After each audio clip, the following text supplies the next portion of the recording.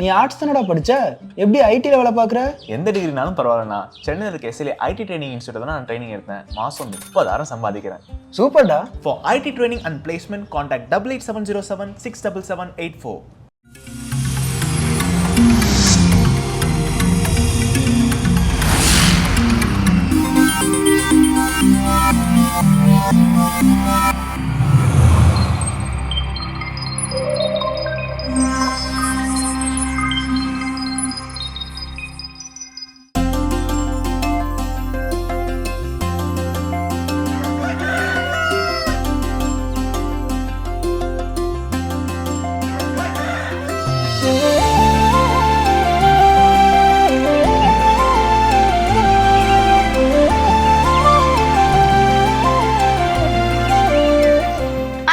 அனைவருக்கும் இனிய காலை வணக்கம். எங்களுடன் இருந்து நீங்கள் பார்க்கவிருப்பது மாதா தொலைக்காட்சியின் கடவுள் வணக்கம். வணக்கம் ஜோஸ். வணக்கம் எமனா, எப்படி இருக்கிறீங்க? ரொம்ப நல்லா இருக்கு. நீங்க எப்படி இருக்கீங்க? எல்லா நாள் போலவே இன்றைய நாளும் மகிழ்ச்சி, உற்சாகம், சிறப்பான நாள் நமக்கு தொடங்கி இருக்குது. ஆமா. ஸோ இன்னைக்கான கதை என்ன அப்படின்னு பார்த்தீங்கன்னா, மாதா டிவியில் இன்டர்வியூ அட்டன் பண்ணி தானே வேலைக்கு வந்திருப்பீங்க.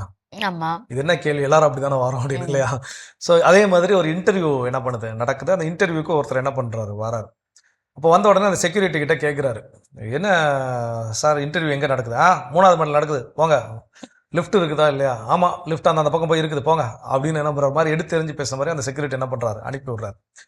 அனுப்பிவிட்டு நேரம் என்ன பண்ணுறாரு, மேலே 3வது மாடிக்கு போய் பார்த்தா அங்கே பார்த்தீங்கன்னா இவருக்கு முன்னாடி 20-25 டிக்கெட் என்ன பண்ணுது, இன்டர்வியூ பண்ணுறவங்க வெயிட் பண்ணுறாங்க. அப்போ இவ்வளோ வேறு கூப்பிட்டு வர்றதுக்கு என்ன இவருக்கு டைம் எடுக்கும் அப்படின்னு சொல்லிட்டு நான் வந்துட்டேங்கிற நேமை மட்டும் அங்கே ரிசப்ஷன்ட்ட ரெஜிஸ்டர் பண்ணிவிட்டு கீழே போய் நம்ம சாப்பிட்டு வரலாமே அப்படின்னு சொல்லிட்டு கீழே என்ன பண்ணுறாரு, சாப்பிட வர்றாரு. சாப்பிட போனால் அந்த டீ கடை பக்கத்தில் ஒன்று இருக்குது, அதுதான் வேறு எதுவும் சாப்பிட்றதுக்கு இல்லை. சரி டீ குடிக்கலாம் அப்படின்னு போய் நிற்கிறப்ப இந்த செக்யூரிட்டி என்ன பண்ணுறாரு, கூப்பிட்றாரு, வாங்க டீ சாப்பிட்டு வருவோம், இங்கே தானே இருக்குது கடை, இப்படி கேட்டுக்கிட்ட தானே, ஒன்றும் பிரச்சனை இல்லை, வாங்க ஒரு டீ வாங்கி தரேன்னு சொல்லி இவர் டீ வாங்க கூப்பிட்டு போகிறார். அவர் என்ன பண்ணுறாரு, வராரு. வந்தோடனே டீ சாப்பிட்டுக்கிட்டே பேசுகிறாரு. எப்படி இருக்கிறீங்க, எந்த ஊர், இவங்களை பார்த்தா இங்கே தமிழ்நாட்டுக்கார மாதிரியே தெரியலையே என்னன்னொடனே அவர் வந்து வட இந்தியாவிலேருந்து வந்து ஒரு நபர். அப்போ இந்த மாதிரி நான் வட இந்தியாவில் இதான் என்னுடைய ஊர், இது இந்த இதில் என் கிராமத்தில் தான் என்னுடைய குடும்பங்கள்லாம் இருக்குது அப்படின்னா, அப்படியே குடும்பத்தை எப்போ போய் பார்த்தீங்க, அடுத்து இப்போ லாஸ்ட்டாக எப்போ ஊருக்கு போனீங்கன்னா, ஊருக்கு போய் 2-2.5 வருஷம் இருக்கும். ஏன்னா எனக்கு வந்து கொடுக்குற லீவே வந்து ஒரு மாதத்துக்கு 2 நாள் தான் லீவு தருவாங்க. அந்த 2 நாளில் நான் போகிறதுக்கு என்ன ஆயிரும், சரியாயிரும். அப்போ நான் போயிட்டு திரும்ப குழந்தைங்களை பார்த்துட்டு இருந்துட்டு வர்றதுக்கான வாய்ப்பு என்ன ஆகுது, கிடைக்காது. அதனால 2.5 வருஷமாக நான் இங்கே தான் இருக்கிறேன் அப்படின்னு எல்லா விஷயத்தையும் என்ன பண்ணுறாரு, அவர் வந்து ஷேர் பண்ணுறாரு. சரி ஓகே அப்படின்னு சொல்லிட்டு டீ சாப்பிட்டு திரும்ப மேலே இன்டர்வியூக்கு போகிறாரு. கரெக்டாக மற்ற எல்லாரையும் முடிஞ்சு இவரையும் என்ன பண்ணுறாங்க, கரெக்டாக இன்டர்வியூக்குள்ளே கூப்பிட்றாங்க.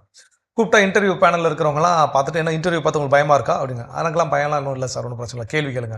உங்ககிட்ட இருக்கக்கூடிய ஒரு நல்ல குவாலிட்டினா நீங்கள் என்ன சொல்லுவீங்க? என்கிட்ட இருக்கக்கூடிய நல்ல குவாலிட்டி அன்பு அப்படி ஒவ்வொரு கேள்விக்காக என்ன பண்ணுறாரு வந்து பதில் சொல்கிறார்.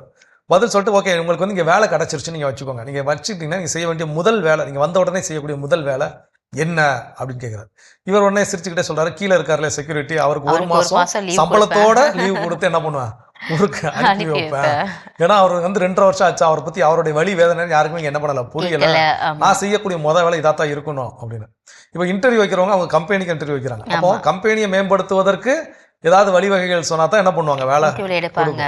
ஆனா இவர் என்ன பண்றாரு, செக்யூரிட்டிக்கு நான் 1 மாசம் என்ன பண்ணுவேன், அது சம்பளத்தோடு கூடிய விடுப்பு என்ன பண்ணுவேன், கொடுப்பேன் அப்படின்னு ஒரு சொல்றாரு. அப்படின்னு சொல்லிட்டு சரி get out, you may go now அப்படின்னு என்ன பண்ணிடுறாங்க, அனுப்பி வச்சுடுறாங்க.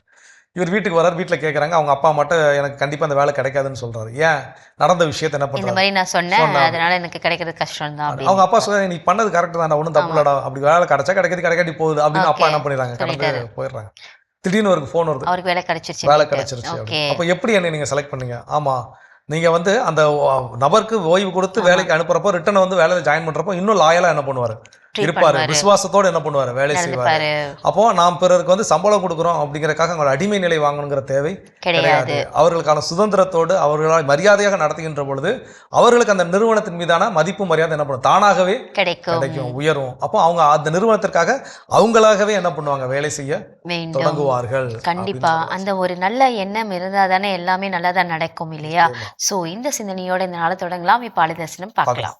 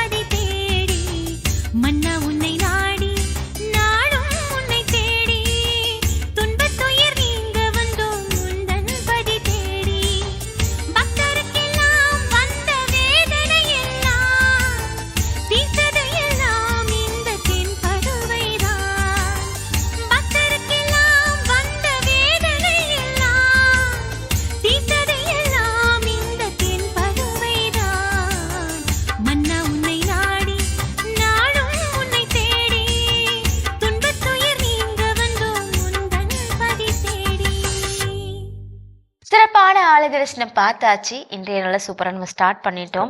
இன்னைக்கு டாபிக் வந்து ஒரு அன்பான விதத்தில் நம்ம எல்லாமே செய்யும்போது நமக்கு எல்லாமே நல்லதா நடக்கும் அப்படின்னு சொல்லிட்டு நம்ம பார்த்தோம் இல்லையா? இன்னைக்கு டாபிக்கும் அப்படிப்பட்டதாக தான் நமக்கு இருக்க போகுது. எனக்கு கதை போலதான் டாபிக்கான்னு கேட்டா அந்த அன்பை மட்டும் என்ன பண்ணிக்கலாம் எடுத்துக்கலாம். ஓகே. ஸோ அன்பு அப்படின்னு சொல்லும்போது இன்னைக்கு ரொம்ப ஒரு உற்சாகம் தரக்கூடிய ஒரு டாபிக். நிச்சயமா எல்லாருக்குமே இது மகிழ்ச்சி, எல்லாருக்குமே பல மலரும் நினைவுகள் என்ன பண்ணோம்னா தூசி தட்டி எழுப்பும். அப்படிப்பட்டது என்னன்னா ஃப்ரெண்ட்ஷிப். ஓகே. ஸோ இன்னைக்கு ஃப்ரெண்ட்ஷிப் டேவா, ஃப்ரெண்ட்ஷிப்பை பத்தி பேசணும் அப்படிலாம் கிடையாது. இன்னைக்கு வந்து எப்பனாலும் பேசலாம் இல்லையா? ஆமா. ஸோ அந்த வகையில நட்பு, ஒவ்வொரு மனிதனுடைய வாழ்க்கையிலும் நட்பு ஏன் முக்கியத்துவம் வாய்ந்ததாக இருக்கின்றது? ஏன்னா உலகாலும் இறைவன் நம்ம ஆண்டவருக்கு இயேசு கிறிஸ்துவுக்கே ஒரு ஃப்ரெண்ட் ஒருத்தர் என்ன பண்ணாரு, இருந்தார், லாசர் அப்படின்னு சொல்லி. அது விவிலியத்துல அவர் அழுததாக சொல்லப்படக்கூடிய இடத்துல ஒண்ணு என்ன அப்படின்னு பாத்தீங்கன்னா, லாசருடைய மரணத்தின் போது தான் என்ன பண்றாரு, இயேசு அவருடைய கண்கள்ல இருந்து கண்ணீர் வந்தது அப்படின்னு சொல்லி என்ன பண்றோமா படிக்கிறோம். ஸோ அப்போ அதுதான் ஃப்ரெண்ட்ஷிப், நட்புக்கு இருக்கக்கூடிய ஒரு மகத்துவம். அப்போ அந்த வகையில் ஒவ்வொரு மனிதனுக்கும் நட்பு ஏன் முக்கியத்துவம் ஆகிறது அப்படின்னா, முதல் விஷயம் சொல்லக்கூடிய காரணம், நாம எப்படிப்பட்டவங்க, அதாவது நம்ம வெளி உலக பார்வைக்கு இப்போ நீங்களோ இல்லை நானோ எல்லாரும் என்ன இவங்கெல்லாம் ரொம்ப நல்லவங்க அப்படின்னு நினைக்கலாம். ஆனா என் ஃப்ரெண்டுக்கு மட்டும்தான் என்னோட இன்னொரு பக்கம் என்னன்னு தெரியும்.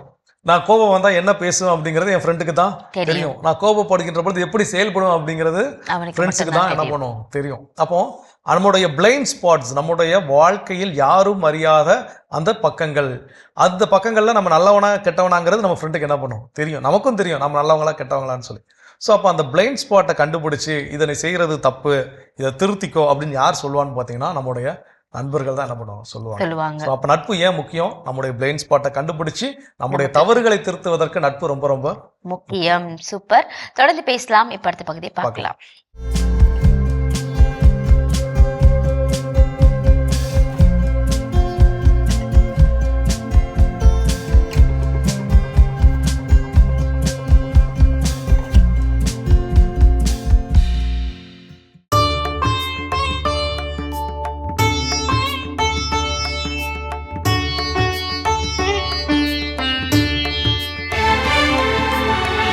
என் ஊழியன் தாவீதை நான் கண்டுபிடித்தேன்.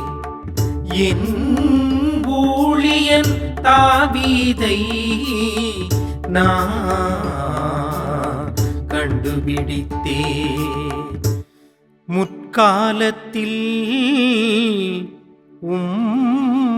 பற்றுமிகு அடியாருக்கு நீர் காட்சி தந்து கூறியது, வீரன் ஒருவனுக்கு வலிமை அளித்தேன், மக்களினின்று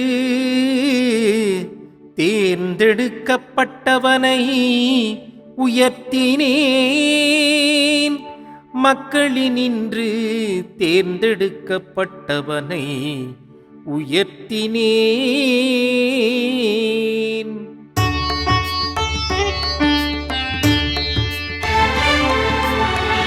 என் ஊழியன் தாவீதை நான் கண்டுபிடித்தேன். என் ஊழியன் தாவீதை நான் கண்டுபிடித்தேன். என் ஊழியன் தாவீதை கண்டுபிடித்தேன். என் திருத்தைலத்தால் அவனுக்கு திருப்பொழிவு செய்தேன். என் கை எப்பொழுதும் அவனோடு இருக்கும். என் புயம் உண்மையாகவே அவனை வலிமைப்படுத்தும். உண்மையாகவே அவனை வலிமைப்படுத்தும்.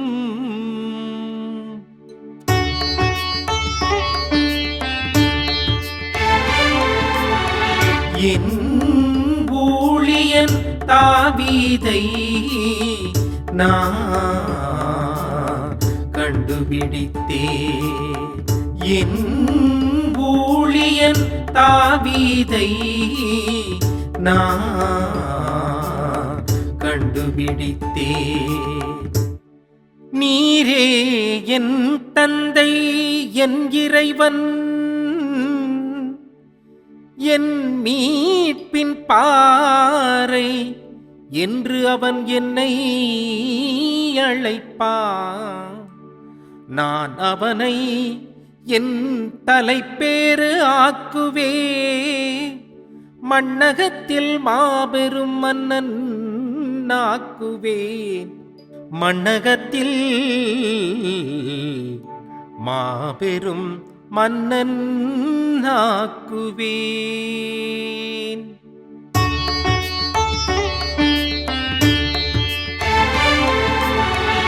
என் ஊழியன் தாவீதை நான் கண்டுபிடித்தே. என் ஊழியன் தாவீதை நான் கண்டுபிடித்தே. இயேசுவில் பிரியமான மாதா தொலைக்காட்சி நேயர்களே, இன்று இறைவன் உங்களுக்கும் எனக்கும் ஒரு புதிய நாளை, அற்புதமான நாளை, ஆசீர்வாதமான நாளை கொடுத்திருக்கிறார். அதற்காக இறைவனுக்கு நன்றி சொல்லி இந்த தினம் ஒரு திருப்பாடல் நிகழ்ச்சியிலே நாம் உள்நுழைவோம். இன்றைய நாளில் இந்த நிகழ்ச்சியிலே நாம் தியானிக்க நமக்கு கொடுத்திருக்கிற ஒரு திருப்பாடல் 89. இன்றைய நாளின் பல்லவியாக நாம் வாசிக்கிறோம், என் ஊழியன் தாவீதை நான் கண்டுபிடித்தேன். கடவுள் ஒவ்வொருவரையும் கண்டுபிடித்து தேர்ந்தெடுத்து தகுதியற்ற நம்மை உயர்த்துகிறார் என்பதை இந்த திருப்பாடல் அழகாக கூறுகிறது. தாவீது ஆடு மேய்க்கக்கூடிய ஒரு சிறுவன், தன்னுடைய சொந்த சகோதரர்களாலே மறக்கப்பட்ட ஒரு நபர் தாவீது. இப்படி அந்த சிறுவனை, அந்த ஆடு மேய்த்து கொண்டிருக்கிற அந்த ஒரு சாதாரண மனிதனை கடவுள் அழைத்து ஒரு மிகப்பெரிய தலைவனாக, அரசனாக உருவாக்கினதை, தேர்ந்தெடுத்து உயர்த்தினதை இன்றைய திருப்பாடல் நமக்கு அழகாக எடுத்து கூறுகிறது. இந்த திருப்பாடல் ஒரு ஆழமான இறையியல் கருத்துக்களை கொண்ட ஒரு அற்புதமான ஒரு திருப்பாடல் ஆகும். கடவுளின் பேரன்பையும் அவர் தாவீதுக்கு செய்த உடன்படிக்கைகளை பற்றியும் இந்த திருப்பாடல் அழகாக பேசுகிறது. அதே வேளையில் துன்ப நேரத்தில் ஆண்டவரே நீர் எங்கே இருக்கிறீர் என கேட்டு மன்றாடும் மக்களின் குரலாகவும் இந்த திருப்பாடல் அமைகிறது. விசுவாசிகளாகிய நமக்கும் நம்முடைய வாழ்க்கையிலே நம்முடைய நம்பிக்கை சோதிக்கப்படும் பொழுது, நாம் தனிமையாக இருக்கின்ற அந்த நேரத்திலும், பல சோதனைகளை எதிர்கொள்கின்ற அந்த வேளையிலும் இந்த திருப்பாடல் நமக்கு ஒரு புத்துணர்ச்சியையும் தைரியத்தையும் கொடுக்கக்கூடிய ஒரு திருப்பாடலாகவும் இருக்கின்றது.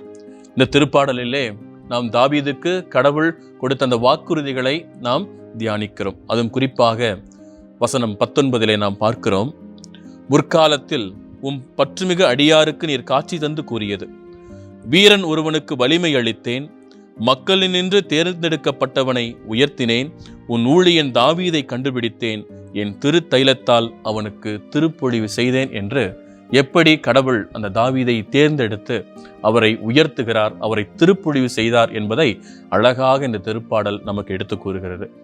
இந்த நாளிலே நாம் சிந்தித்து பார்ப்போம். கடவுள் தகுதி உடையவர்களை அவர் அழைப்பதில்லை, தகுதியற்றவர்களை அவர் அழைத்து அவர்களை தகுதிப்படுத்துகிறார். உதாரணமாக தாவீதை சொன்னது போல ஒரு ஆடு மேய்க்கக்கூடிய ஒரு ஏழை, அந்த ஆடு மேய்க்கக்கூடிய, ஆடு மாடுகள் மேய்க்கக்கூடிய அந்த தாவீதை கடவுள் அழைத்து அவரை உயர்த்துகிறார். இன்று சீடர்களுடைய வாழ்க்கையை நாம் எடுத்து பார்ப்போம். சீடர்கள் யாரும் படித்தவர்களோ அல்லது குருக்களோ அல்ல. இயேசு சீடர்களை அழைக்கும் பொழுது அவர்கள் சாதாரண கூலி வேலை செய்யக்கூடிய ஒரு சாதாரண ஏழை எளிய பாமர மக்களாகத்தான் அந்த சீடர்கள் இருந்தார்கள். அப்படி அந்த எளிமையான சாதாரணமான மக்களை அவர் அழைத்து தன்னுடைய பணிக்காக அவர்களை நியமித்து அவர்களை உயர்த்துகிறார். மிகப்பெரிய பொறுப்புகளை சீடர்களுக்கு அவர் கொடுக்கிறார். உதாரணமாக பேதுரு ஒரு மீன் பிடிக்கக்கூடிய ஒரு சாதாரண மனிதன். அந்த மனிதனை அழைத்து தன்னுடைய பணியை அவரிடம் ஒப்படைத்து திருச்சபையின் தலைவராக பேதுருவை ஏற்படுத்தின அந்த கிறிஸ்து, அந்த நிகழ்வுகள் எல்லாம் இந்த திருப்பாடல் நமக்கு நினைவுக்கு கொண்டு வருகிறது. அன்பார்ந்தவர்களே, கடவுள் நம்மை எப்படிப்பட்ட நிலையில் அழைத்தாலும் நாம் அதற்கு தயாராக இருக்க வேண்டும். அந்த அழைப்பை ஏற்றுக்கொண்டு நம்மை முழுமையாக கடவுளுக்கு ஒப்பு கொடுக்கும் பொழுது கடவுள் நிச்சயமாக நம்மை உயர்த்துவார் என்கின்ற அந்த ஒரு நம்பிக்கையை இந்த திருப்பாடல் நமக்கு கொடுக்கிறது. அவருடைய அழைப்புக்கு செவி கொடுத்து அவரை பின்பற்றக்கூடிய மக்களாக நாம் வாழ நாம் தயாராக இருக்கின்றோமா என்பதை இன்றைய நாளிலே இந்த திருப்பாடலை வாசித்து நாம் சிந்தித்து பார்ப்போம். எனவே இந்த வேளையிலே கடவுளுடைய அழைப்பை ஏற்று நாம் அவருடைய பிள்ளைகளாக, அவருடைய சீடர்களாக வாழ தேவையான வரம் வேண்டி இப்பொழுது ஏறெடுக்கக்கூடிய இந்த ஜெபத்திலே நம்மை முழுமையாக ஒப்பு கொடுத்து நாம் ஜெபிப்போம். ஆண்டவரே, இந்த நாளையும் இந்த நேரத்தையும் எங்களுக்கு கொடுத்ததற்காக உமக்கு நன்றி கூறுகிறோம். இந்த நாளிலே தாவீதுக்கு நீர் வாக்கு கொடுத்த அந்த வாக்குறுதிகளை எல்லாம் நாங்கள் தியானித்தோம். எங்களையும் உமது பிள்ளைகளாக ஏற்றுக்கொண்டதற்காக உமக்கு நன்றி செலுத்துகிறோம். நாங்கள் வழிதவறி நடக்கும்போது எங்களை உமது அன்பின் பிரம்பினால் கண்டித்து திருத்தி அருளும். ஆனால் ஒருபோதும் உம்முடைய முகத்தை எங்களை விட்டு நீர் மறைக்காதேயும்.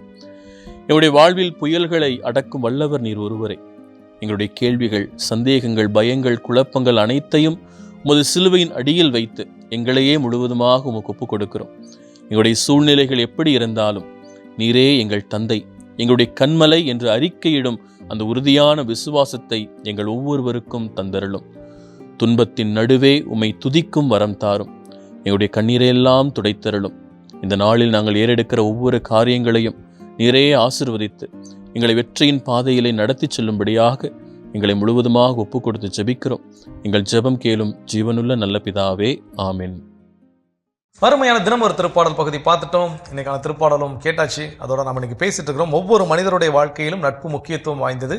ஏன், அதற்கான காரணங்கள் என்னென்ன, அதான் பேசிட்டு இருக்கோம். அடுத்த காரணம் என்ன சொல்றாங்க? அடுத்த காரணம் என்ன சொல்றாங்கன்னா, நம்ம எவ்வளோ ஒரு கஷ்டமான சூழ்நிலையில நம்மளுடைய உறவினர்கள் கூட நம்மளை விட்டுட்டு போயிடுவாங்க. ஆனால் நண்பர்கள் நம்மளை ஒருபோதும் அப்படி விட மாட்டாங்க.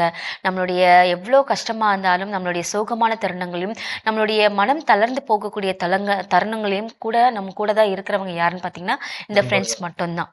கண்டிப்பா. ஏன்னா சொந்தக்காரங்களும் யாரோ இருக்கலாம், இல்லாமலும் போகலாம். ஆனா உண்மையாகவே இந்த நண்பன் என்ன பண்ணுவான்னா, எவ்வளோ கஷ்டமான சூழலா இருந்தாலும் சரி, அது வாழ்வின் எவ்வளோ கடினமான பயணங்கள் கொண்ட ஒரு வாழ்க்கை பயணமாக இருந்தாலும் சரி, அந்த நேரத்துல தான் எல்லாருக்கிட்டையும் இப்போ என்கிட்ட கேட்டால் நான் ஒரு 1000 கதை என்ன பண்ணுவேன் சொல்லுவேன். என் கடினமான தருணத்தில் எப்போல்லாம் என் நண்பர்கள் இருந்தாங்கன்னு சொல்லி நீங்கள் கேட்டால் நீங்கள் என்ன பண்ணுவாங்க, உங்கள் ஃப்ரெண்ட்ஸை பற்றி சொல்லலாம். நிகழ்ச்சி பார்த்துக்கூடிய அன்பர்கள் அவங்க கிட்ட கேட்டாலும் அவங்களும் என்ன பண்ணுவாங்க, எனக்கும் லைஃப்பில் இப்படி ஒரு ஃப்ரெண்டு இருக்கிறாங்க, நான் கஷ்டப்படும் போதெல்லாம் அவங்க மட்டும் தான் எனக்கு என்ன பண்ணாங்க, பக்கபலமாக இருந்தார்கள் அப்படின்னு சொல்லி. ஸோ அப்போ எல்லோருடைய வாழ்க்கையிலும் சொல்வதற்கு இப்படி ஒரு கதை இருக்குது அப்படின்னா, நாமும் நம்முடைய நண்பனோட இன்னொருத்த வாழ்க்கையில் நமக்கே தெரியாமல் என்ன பண்ணியிருப்போம், அப்படி பக்கபலமாக என்ன பண்ணியிருப்போம், இருந்திருப்போம். ஸோ அதுதான் நட்பிற்கான ஒரு அடையாளம். ஸோ எல்லாருக்கும் நட்பு ஏன் முக்கியம்? அப்போ கடினமான தருணங்களில் பக்கபலமாக நமக்கு இருக்கக்கூடிய ஒரு உறவு என்னன்னா நட்பு. அதற்காக இந்த நட்பு ஒவ்வொரு மனிதருக்கும் முக்கியம். சூப்பர். தொடர்ந்து பேசுவோம். இப்ப அடுத்த பகுதியை பார்க்கலாம்.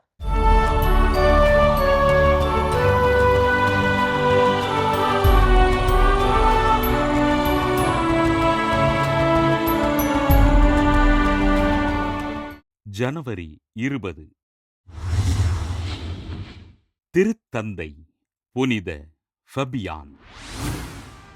திருச்சபையின் 19வது திருத்தந்தையாக இருந்த திருத்தந்தை அந்தேரூஸ் கிபி 236ஆம் ஆண்டு விண்ணகமடைய திருச்சபையின் 20வது திருத்தந்தையாக தேர்ந்தெடுக்கப்பட்டார் எளிய மனிதரான ஃபபியான்.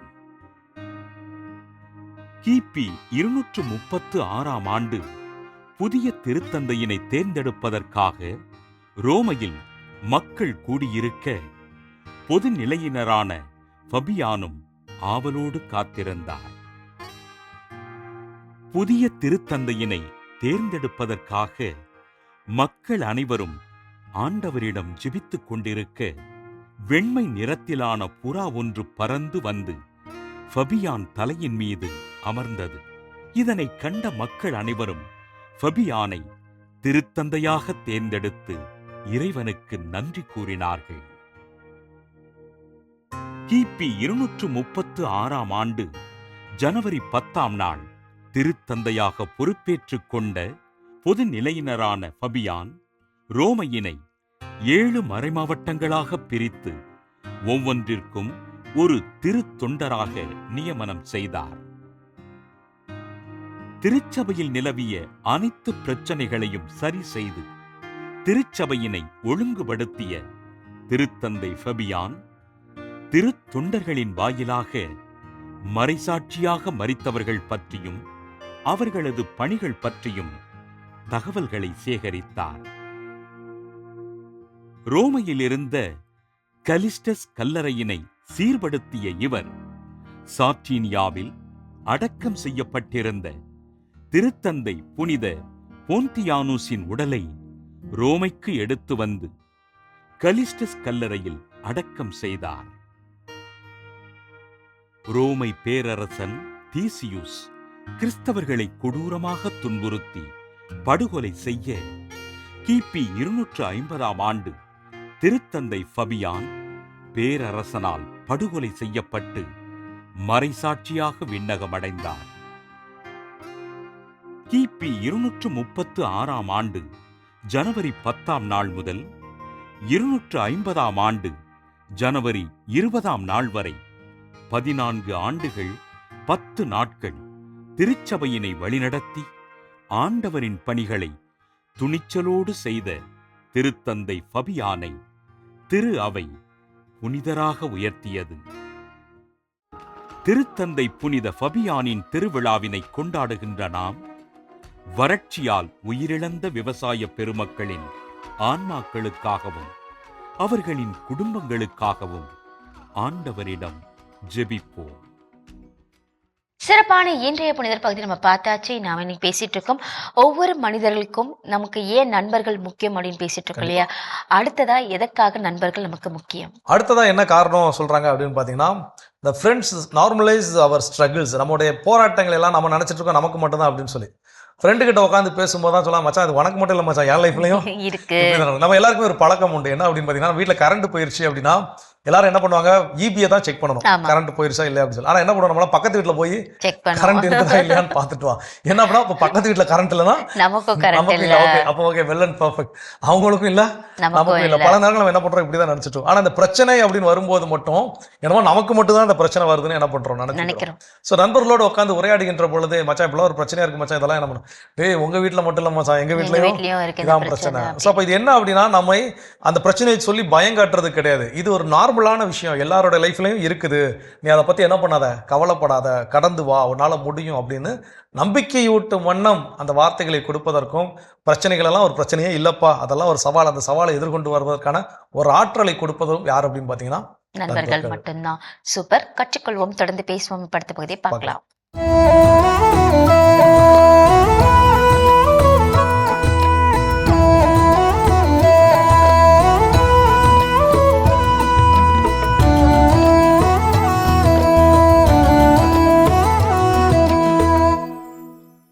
முனைப்பான மூளைக்காரர் முல்லா ஒரு நாள் துணிக்கடைக்கு போனார். அங்கே தலைப்பாகைகள் விற்பனைக்கு இருந்தன. அழகானதொரு தலைப்பாகையை தேர்ந்தெடுத்து விலை பேசிக் கொண்டார். தலையில் வைத்து பார்த்து கொண்டார். நன்றாக இருந்தது. அந்த கடையில் சால்வைகளும் அழகழகாய் கிடந்தன. அதில் ஒரு சால்வையை எடுத்துக்கொள்ளலாமே என்று முடிவெடுத்தார். சால்வையை கையில் எடுத்தபடி கடைக்காரனிடம் கேட்டார், இந்த தொப்பியும் இந்த சால்வையும் ஒரே விலை போல தெரிகிறதே, நான் இந்த தொப்பிக்கு பதிலாக சால்வையை வாங்கி கொள்ளலாமா? தாராளமாக முல்லா, அது உங்கள் இஷ்டம். தொப்பியை கழட்டி வைத்துவிட்டு சால்வையை எடுத்து பொத்தி கொண்டார். கிளம்ப நினைத்த போது வேட்டிகளை பார்த்து விட்டார். அவைகளும் சிறப்பாக தெரிந்தன. அதிலே அதிமிக சிறப்பானதொரு வேலைப்பாடுள்ள வேட்டியை கையில் பிடித்தபடி கேட்டார், இந்த சால்வையும் இந்த வேட்டியும் ஒரே விலை போல தெரிகிறது, இந்த சால்வைக்கு பதிலாக இந்த வேட்டியை எடுத்துக்கொள்ளலாமா? தாராளமாக முல்லா, அதுவும் உங்கள் இஷ்டம். சால்வையை வைத்துவிட்டு வேட்டியை கையில் எடுத்து கொண்டார். கடைக்காரருக்கு நன்றி சொல்லிவிட்டு கிளம்பி விட்டார். தடுத்து நிறுத்தினார் கடைக்காரர். ஐயா, நீங்கள் வாங்கியுள்ள வேட்டிக்கு இன்னும் பணம் கொடுக்கவில்லையே? வியாக்கியானத்தை மூளையுள்ள முல்லா முன்வைத்தார். நான் சால்வைக்கு பதிலாகத்தானே வேட்டியை வாங்கினேன், ஏன் பணம் தர வேண்டும்? அப்போ சால்வைக்கு பணம், அதையும் தொப்பிக்கு பதிலாகத்தானே வாங்கினேன், இதை தொப்பியை அங்கு வைத்து விட்டேனே, அப்போ தொப்பிக்கு பணம், அந்த தொப்பியை தான் நான் திரும்பி வைத்து விட்டேனே, இதோ பாருங்கள் அங்கேதானே தொப்பி இருக்கிறது, அப்போ அந்த சால்வைக்கு பணம். என்ன விளையாடுகிறீரா? அதுவும் ஏதோ இங்கேதானே இருக்கிறது, நான் ஏன் பணம் தர வேண்டும்? வேட்டியை கையிலே எடுத்தபடி கம்பீரமாக கிளம்பி விட்டார் முல்லா, பணம் எதுவும் கொடுக்காமலேயே. ஏன்னா அந்த சால்வைக்கு பதிலாகத்தானே வேட்டியை எடுத்தார். என்ன சரிதானுங்களா? இப்படித்தான் மூளையுள்ள பிள்ளை முல்லா கதைகளிலும் முங்கி முங்கி பிழைச்சுக்கும். இதோ சில மூளைக்கு வேலை கேள்வி பதில்கள். இது ஒரு திரை அறிவு கேள்வி. சிகப்பு மாளிகை இடதுபுறத்திலும் நீல மாளிகை வலதுபுறத்திலும் கருப்பு மாளிகை முன்புறத்திலும் இருந்தால் வெள்ளை மாளிகை எந்த பக்கத்தில் இருக்கும்? என்ன என்ன விட? வெள்ளை மாளிகை பின்னாடி இருக்காது, அமெரிக்காவின் வாஷிங்டன்ல தான் இருக்கும். அடுத்து, ஒரு விமானம் இந்தியா பாகிஸ்தான் எல்லையில் விபத்துக்குள்ளானது. விபத்தில் தப்பியவர்களை எந்த நாட்டிலே புதைப்பார்கள்? இந்தியாவிலா பாகிஸ்தானிலா? சொல்லுங்க, எங்க புதைப்பாங்க? இதாங்க பதிலு. விபத்தில் தப்பியவர்களை புதைக்க மாட்டார்கள், இறந்தவர்களை தானே புதைப்பார்கள். மிஸ் பண்ணிட்டீங்கல்ல? அடுத்து, மின்சாரத்தில் இயங்கும் ரயில் ஒன்று 100 கிலோமீட்டர் வேகத்தில் கிழக்கு திசை நோக்கி பயணிக்கிறது. அந்த நேரத்தில் காற்று வடக்கு திசையிலிருந்து வீசினால் புகை எந்த திசையை நோக்கி செல்லும்?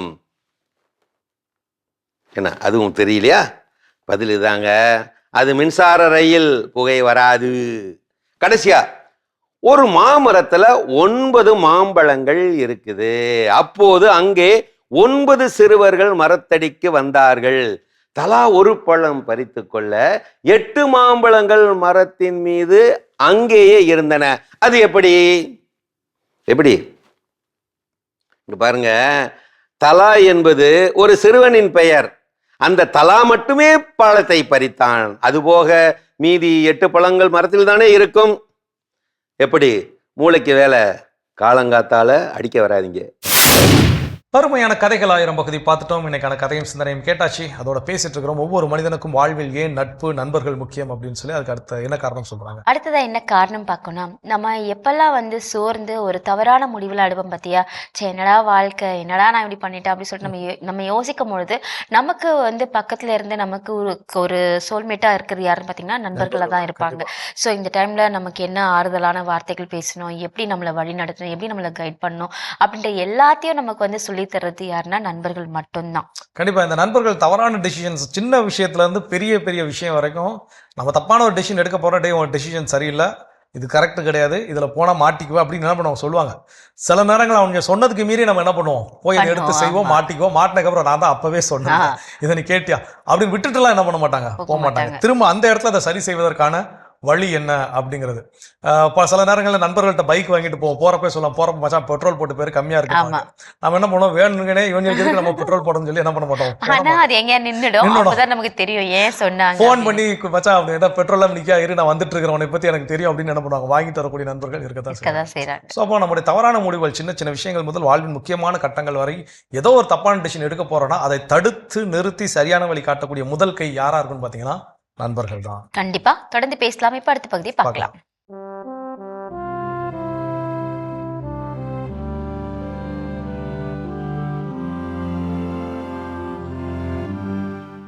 அன்புக்குரியவர்களே, ஆண்டவர் இயேசுவின் இனிய திருப்பெயரில் உங்களை அன்போடு வாழ்த்துகின்றேன். இயேசுவின் ஆளுமை என்னும் தொடரில் இன்று இயேசுவுக்கு பிடித்தமான எண் என்னும் சுவையான ஒரு வித்தியாசமான செய்தியை உங்களோடு பகிர்ந்து கொள்ள விரும்புகின்றேன்.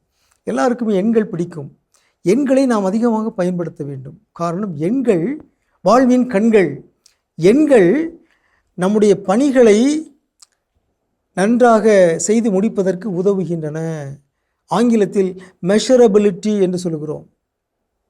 மெஷரபிலிட்டி, ஒரு பணியை அதை செய்து முடித்து விட்டோமா என்று பார்ப்பதற்கு எண்கள் உதவுகின்றன. எனவே நாம் எண்களை அதிகமாக பயன்படுத்த வேண்டும். எண்களை அதிகமாக பயன்படுத்துகிறவர்கள் வெற்றியாளர்கள், நல்ல ஆளுமைகள். இயேசு எண்களை அதிகமாக பயன்படுத்தினார். சில சமயத்தில் நம்ம கேட்குறோம், 10க்குள்ள ஒரு நம்பர் சொல்லுங்கள், ஒரு எண்ணை சொல்லுங்கள். எல்லாரும் ஏதாவது ஒரு எண்ணை சொல்லுவார்கள். நான் 10 என்று சொல்வேன். இயேசுவுக்கு பிடித்தமான எண் என்ன? என்னுடைய பார்வையில் இயேசுவுக்கு பிடித்தமான எண் 100. 100 என்னும் எண்ணை இயேசு பலமுறை பயன்படுத்தி இருக்கிறார் என்னும் வியப்பான தகவலை நாம் நற்செய்தி நூல்களில் வாசிக்கின்றோம். மத்தேயு நற்செய்தி 18ல் 100 ஆடுகள், 100 ஆடுகளில் ஒன்று வழி தவறி போய்விட்டது என்ற ஊமையில் 100 ஆடுகள் என்னும் எண்ணை இயேசு பயன்படுத்துகிறார். மத்தேயு 13:23 நிலத்தில், நல்ல நிலத்தில் விதைக்கப்பட்ட விதைகள் சில 30, சில 60, சில 100 மடங்கு பலன் தருகின்றன.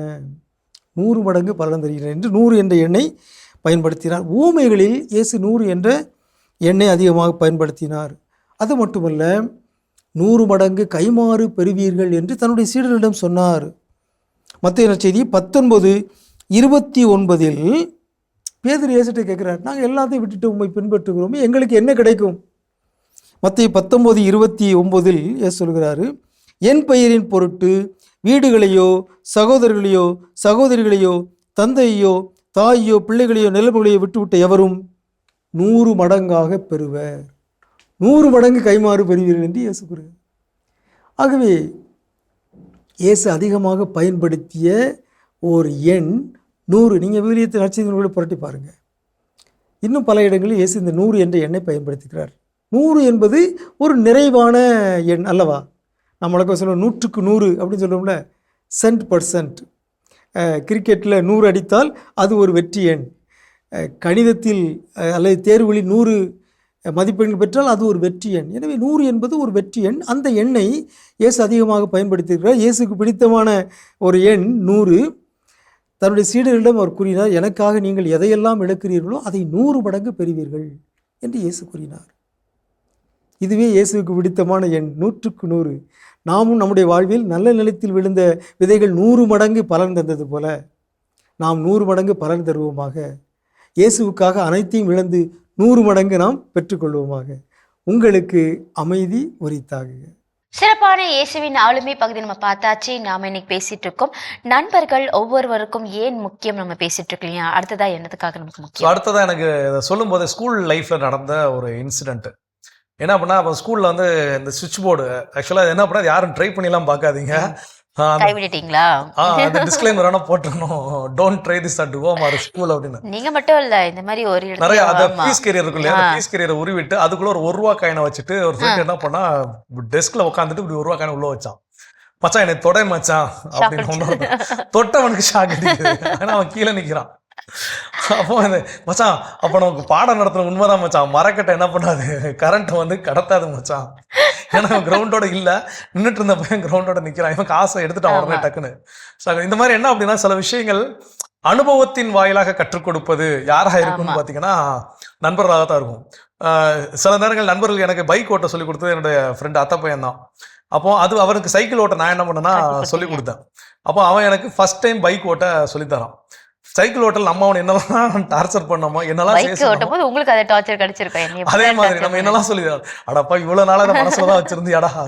என்ன அப்படின்னா, நமக்கு சில விஷயங்களை எப்படி கற்றுக் கொடுக்கிறோம், அந்த விஷயங்களை நமக்கு அதாவது இது குறை சொல்வது அப்படின்னு கிடையாது, ஒரு மகிழ்ச்சியான ஒரு பகிர்வு, அனுபவ பகிர்வு. அந்த அனுபவங்கள் எல்லாம் யார் கற்றுக் கொடுப்பா வாழ்க்கையில் ஒவ்வொரு சூழலிலும் அப்படின்னு பாத்தீங்கன்னா நண்பர்கள். நம்ம லைஃப்ல ஒரு லிஸ்ட் போட்டு பார்த்தோம் வச்சுக்கோங்களேன், நான் அனுபவத்தினால இதெல்லாம் கத்துக்கிட்டேன் அப்படின்னு லிஸ்ட் போட்டு பார்த்தா அந்த லிஸ்ட்ல ஒரு 70-80% யார் கூட இருந்திருப்பான்னு பாத்தீங்கன்னா நண்பர்கள் தான். சோ அப்ப அந்த அனுபவ பாடங்களை அதிகம் கற்றுக் கொடுப்பவர்கள் யாருன்னா நண்பர்கள். அதற்காக இந்த நட்பும் நண்பர்களும் நம்ம வாழ்க்கையில ரொம்ப ரொம்ப முக்கியம். ஓகே, வேற என்னெல்லாம் எதற்காக எல்லாம் நமக்கு நண்பர்கள் முக்கியம் சொல்லிட்டு தொடர்ந்து பேசலாம். அதுக்கு முன்னாடி ஒரு பிரேக் போயிட்டு வரலாம்.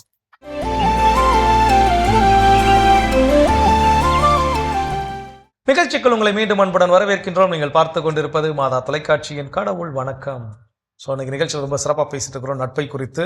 ஒவ்வொருவருக்கும் நட்பு நண்பர்கள் ரொம்ப ரொம்ப முக்கியம். அது ஏன், என்ன காரணம், அதை தான் பேசிட்டு இருக்கிறோம். அடுத்தது என்ன சொல்றோம்?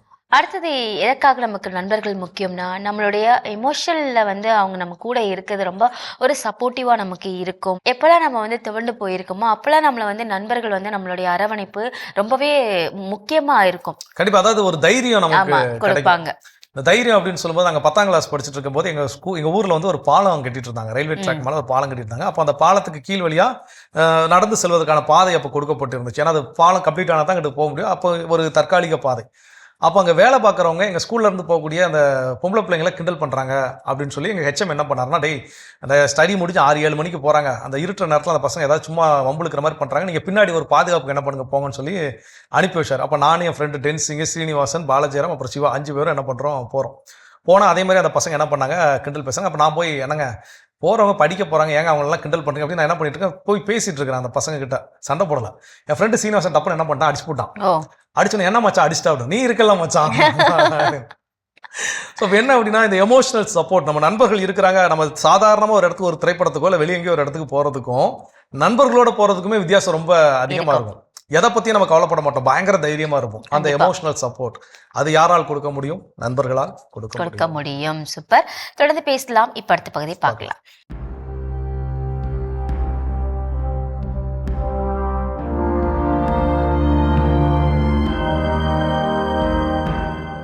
மாதா தொலைக்காட்சி நண்பர்களே, உங்கள் அனைவருக்கும் வாழ்த்துக்கள். மகிழ்ச்சியோடு மனநிறைவோடு வாழ்வதற்கான வழியை தேடிக்கொண்டிருக்கிற இந்த வேளையிலே கிரேக்க தத்துவ அறிஞர் பிளாட்டோ அவர்கள் இதோ நமக்கு ஒரு அறிவுரையை தருகின்றார். அவர் சொல்லுகிறார், wise men speak because they have something to say. Fools speak because they have to say something. பாருங்கள், அழகான ஒரு சொல்லாடலிலே ஒரு விளையாட்டு. அவர் என்ன சொல்ல வருகிறார் என்றால், அறிவாளிகள் தாம் சொல்ல வேண்டியவற்றை சொல்வதற்காக பேசுகின்றனர். அறிவிலிகளோ ஏதாவது சொல்ல வேண்டுமே என்பதற்காக பேசுகின்றனர். இதோ இங்கு இரண்டு விதமான மனிதர்களை பார்க்கிறோம். ஒருவனுக்கு ஒரு கருத்து இருக்கிறது, அந்த கருத்தை மற்றவர்களுக்கு சொல்வதற்காக அவன் பேசுகிறான். இன்னொருவனுக்கு கருத்து எண்ணம் என்றெல்லாம் ஒன்றும் கிடையாது, ஏதாவது சொல்ல வேண்டுமே என்பதற்காக அவனும் பேசுகிறான். ரெண்டு பேரும் தான் பேசுகிறார்கள். ஆனால் இதிலே யார் மனநிறைவு அடைவார்கள், யார் மனநிறைவு அடைய மாட்டார்கள் என்று நமக்கு நன்றாக தெரியும். நண்பர்களே, பேசுவது என்பது கடவுள் நமக்கு கொடுத்த ஒரு கொடை. அதற்காக நாம் எப்போதும் பேசிக்கொண்டே இருக்க வேண்டும் என்று அவசியமில்லை. தமிழிலே கூட இப்படி ஒரு சொல்லாடல் உண்டு, தவளை தன் வாயால் கெடும் என்று. அந்த தவளை அவ்வப்போது அந்த குரல் கொடுத்து கொண்டே இருப்பதனாலே அந்த தவளை இருக்கின்ற இடத்தை பாம்பு அறிந்து அந்த தவளையை பிடித்து அது சாப்பிடுகிறது. நண்பர்களே, பேசுதல் என்பது மிக மிக முக்கியமான, சொல்ல வேண்டுமென்றால் ஒரு புனிதமான செயல்பாடு. இங்கே பாருங்கள், பிளாட்டோ சொல்லுகிறார், அறிவாளிகள் தாங்கள் சொல்ல வேண்டிய கருத்தை சொல்வதற்காக பேசுகின்றனர், மற்ற நேரத்திலே அவர்கள் அமைதியாக இருக்கின்றனர். ஆனால் அறிவில்லாதவர்கள் ஏதாவது எப்பாவது சொல்லிக்கொண்டே இருக்க வேண்டும் என்பதற்காக அவர்கள் ஏதாவது ஒன்றை சொல்லி பினாத்திக் கொண்டே இருப்பார்கள், பிதற்றிக் கொண்டே இருப்பார்கள். இவர்களிலே யாருக்கு மகிழ்ச்சி உண்டு, யாருக்கு மகிழ்ச்சி இல்லை? ஒரு கருத்தை சொல்வதற்காக பேசுகின்றவர்கள் அந்த கருத்தை சொல்லி முடித்த பிற்பாடு நான் என் கருத்தை சொல்லிவிட்டேன் என்ற ஒரு மனநிறைவு அவர்களுக்கு வரும், மகிழ்ச்சியோடு இருப்பார்கள். ஏதாவது சொல்ல வேண்டுமே என்று பேசிக்கொண்டே இருப்பவர்கள் இருக்கின்ற சிறு அமைதியையும் எழுந்துவிட்டு வெறுமையான உள்ளத்தோடு ஒரு மனபாரத்தோடு அவர்கள் திரும்பி செல்வார்கள். நண்பர்களே, நம்முடைய பேச்சு பற்றி சற்று கவனமாக இருப்போமா? பிளாட்டோ அவர்கள் குறிப்பிடுவது போல சொல்ல வேண்டியவற்றை சொல்வதற்காக மட்டும் பேசுவோம், பேசிக்கொண்டே இருக்க வேண்டும் என்ற அந்த ஒரு பழக்கத்தை கைவிடுவோம். அப்போது மன நிறைவும் நிம்மதியும் நமக்கு கட்டாயம் ஏற்படும். உங்கள் அனைவருக்கும் வாழ்த்துக்கள். சிறப்பான ஆன்றோர் வாக்கு பகுதியை நம்ம பார்த்தாச்சு. நாம இன்னைக்கு பேசிட்டு இருக்கோம், நண்பர்கள் நமக்கு எதற்காக முக்கியம் பேசிட்டு இருக்கோம், அடுத்தது எதற்காக முக்கியம். ஸோ அடுத்ததான் நம்ம எவ்வளோ பெரிய வெற்றிகளை எவ்வளோ பெரிய உச்சத்திற்கு போனாலும் நம்ம தலைக்கணத்தோடு ஆடாமல் அந்த ஒரு கர்வம் இல்லாமல் நாமவே இருப்பதற்கு நண்பர்கள் பெரிய உதவி செய்வாங்க. இதுவும் வாழ்க்கையில் நடந்த ஒரு இன்சிடென்ட். என்ன அப்படின்னா, தமிழக ஈமா இளம் கிறிஸ்தவ மாணவர் இயக்கம், இளம் மாணவர் இயக்கம், ஒய்சிஸ் வைசம் நம்ம எல்லா கிறிஸ்தவ பள்ளிகள்லையும் இருக்குங்கிறது நம்ம எல்லாருக்கும் தெரியும். அப்போ அதில் நான் படிக்கும்போது அதில் உறுப்பினராக இருந்து பாளை மறை மாவட்டத்தினுடைய மாநில பிரதிநிதியாக என்ன பண்ண இருந்தேன். அப்போ அந்த பிரதிநிதி அப்படின்னு நமக்கு போஸ்ட் கொடுத்த உடனே அடுத்து முத மீட்டிங் என்ன பண்ணுறோம், ஆர்கனைஸ் பண்ணுறோம் வட்டார லெவலில். அப்போ நமக்கு தலையில் ஒரு கொம்பு முளைச்ச மாதிரி, மாநில பிரதிநிதி சொன்னால் அதை செய் இதை செய் அப்படின்னு ஃப்ரெண்ட்ஸ்டெல்லாம் வேலை வாங்கிட்டு இருக்கோம். அப்போ என் ஃப்ரெண்டு ஒருத்தர் திட்டிகிட்டே சொன்னான், நீ யாராவது எவனாது, எனக்கு நீ ஃப்ரெண்டு தானே, நீ ஒழுங்கா நீ எப்பவும் சொல்கிற மாதிரி சொன்னால் நான் செய்வேன், நீ பெரிய இவன் அவன் நினச்சிட்டு இந்த வேலைலாம் சொன்னால் நான் என்ன பண்ண மாட்டேன், செய்ய மாட்டேன். ஸோ இப்போ இந்த மாதிரி நாம் சில நேரம் நமக்கே தெரியாமல் ஒரு ஆணவத்தோட ஏதோ ஒரு விஷயத்தை நம்ம கைக்குள்கின்ற பொழுது ரொம்ப உரிமையாக கண்டிக்கக்கூடியது, அதை திருத்தக்கூடியது யாராக இருப்பாங்கன்னு பார்த்தீங்கன்னா நண்பர்கள் தான். ஸோ அப்போ நாம் ஆணவத்தில் ஆடாமல், தலைகணத்தில் ஆடாமல் நாமாக இருப்பதற்கு எவ்வளோ பெரிய உச்சத்துக்கு போனாலும், அதனால தான் சொல்லுங்க, நீங்கள் எவ்வளோ பெரிய உச்சத்தில் இருக்கக்கூடிய பெரிய பெரிய சாதனையாளர்களை பார்த்தாலும் அவங்க எவ்வளோ பெரிய ஆளாக இருந்தாலும் அவங்க ஃப்ரெண்ட்ஸ் கேங்கை பொறுத்த வரைக்கும் அவங்க என்ன பண்ணுவாங்க, ஒரு காமெடி பீஸாகவும் இருக்கலாம், அவங்களை கண்டுக்காத ஒரு நபராகவும் இருக்கலாம். அந்த ஃப்ரெண்ட்ஸோட அவங்க இருக்கிறப்போ எவ்வளோ பெரிய ஆள், ஃப்ரெண்ட்ஸோட இவ்வளோலாம் ஈஸியாக கிண்டல் பண்ணுறீங்க அப்படின்னு சொல்லக்கூடிய லெவலில் தான் என்ன பண்ணுவோம், எல்லாரோடைய நிலையும் இருக்கும். ஸோ அப்போ அந்த உயரத்திற்கு சென்றாலும் தலைக்கணத்தோடு ஆடாமல் தன்னடக்கத்தோடு இருக்கக்கூடிய ஒரு விஷயத்தை யார் கற்றுக் கொடுப்பார்கள்னு பார்த்தீங்கன்னா நண்பர்கள் தான். கண்டிப்பா தொடர்ந்து பேசலாம். இப்ப அடுத்த பகுதியை பார்க்கலாம்.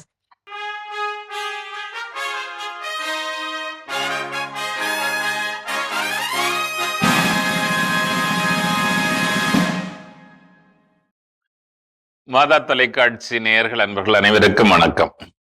இந்தியராகிய நாம் என்ற இந்த தொலைத்தொடரின் வழியாக உங்களோடு நான் இதுவரையிலும் மத்திய மாநில அரசு பணிகளை பற்றி பார்த்து கொண்டிருந்தோம்.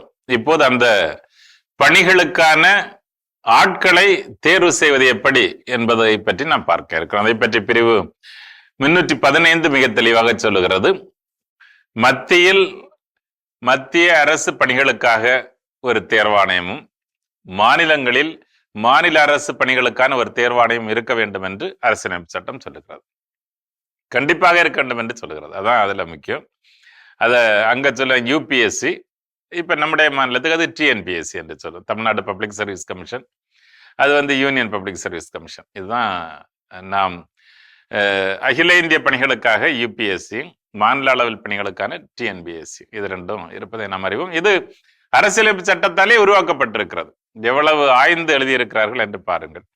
அதுபோக சில நேரங்களில் 2 அல்லது 3 மாநிலங்களுக்கு தேவையாக ஒரு அரசு பணியாளர் தேர்வு ஆணையத்தை உருவாக்க வேண்டும் என்று அவைகள் விரும்பினால் அந்தந்த சட்டமன்றங்களில் அவர்கள் சட்டத்தை உருவாக்கி, சட்டமன்றங்களிலும் மேலவை இருந்தால் மேலவைகளிலும் அந்த சட்டத்தை நிறைவேற்றி அதை குடியரசுத் தலைவருக்கு அனுப்ப வேண்டும்.